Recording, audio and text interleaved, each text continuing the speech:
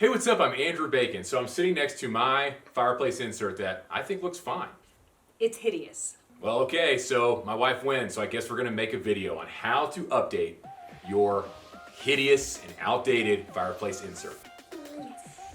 So check it out on this episode of Field Treasure Designs.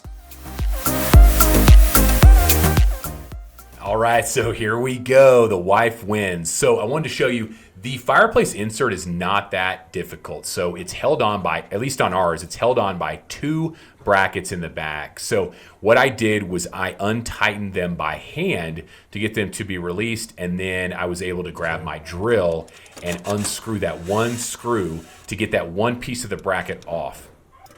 And boom, that's it. So it comes right off. And then we switch over to the other side. And I did the same thing here. I just untightened it by hand, got it loosened up, and then I grabbed my drill and I unscrewed that one screw to take off that piece of the bracket. And yeah, there it is, it's released. Then we just gently took it out. And while it's a little bit heavy, it's really not too bad to maneuver. Then Brooke grabbed her fancy rags and got to work just cleaning it off. It wasn't too terrible, so that was nice. So here it is, all taped off, ready to be spray painted.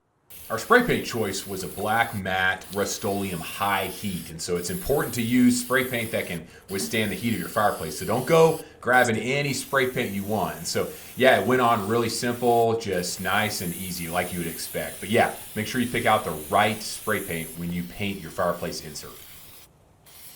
So you guys are gonna laugh at us, but while we had the insert off, we decided to update the entire fireplace. So we took out all the decorations, and now Brooke is painting all of the brick.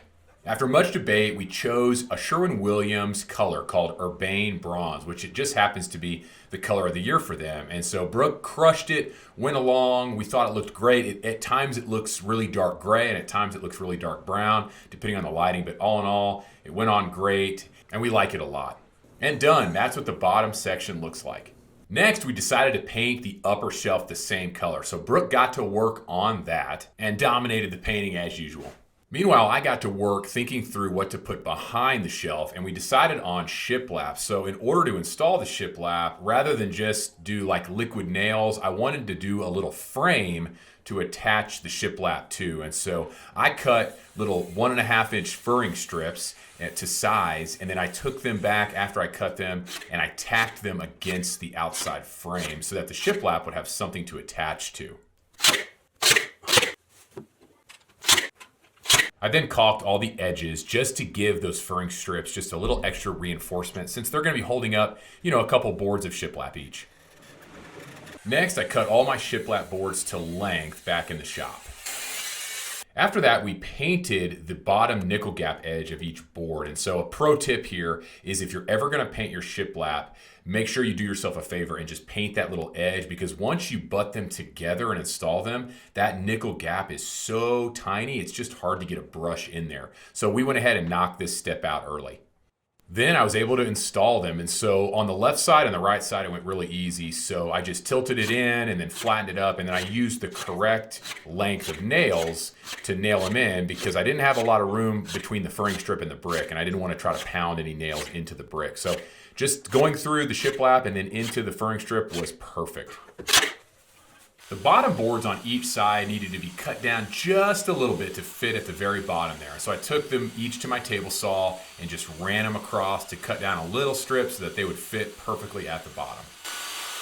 Next, I tackled the inside shelf, and it really was the exact same method. I just needed a few extra furring strips because I've got the shelf there. And so nailed them in, caulked them up, and then I headed back to the shop to cut these shiplap boards to length.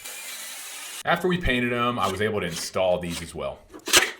On the third board, I had to cut the bottom just like I'd done earlier, and it fit right in there, so I attached that. Then I had to measure carefully for the next board so it would look like that shiplap line goes all the way across all the shelves.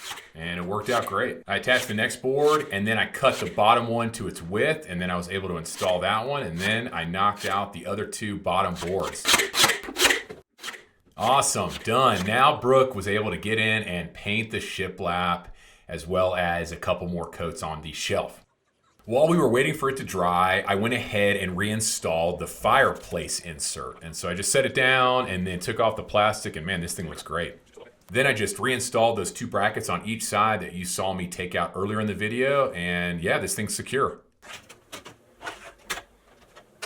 And there it is, our upgrade, our fireplace insert turned into let's redo our entire fireplace project. It is awesome. I'm so glad we made the extra effort to get it all done. Thanks so much for watching. I hope it was helpful. Make sure you subscribe and hit that like button, and I'll see you on the next video.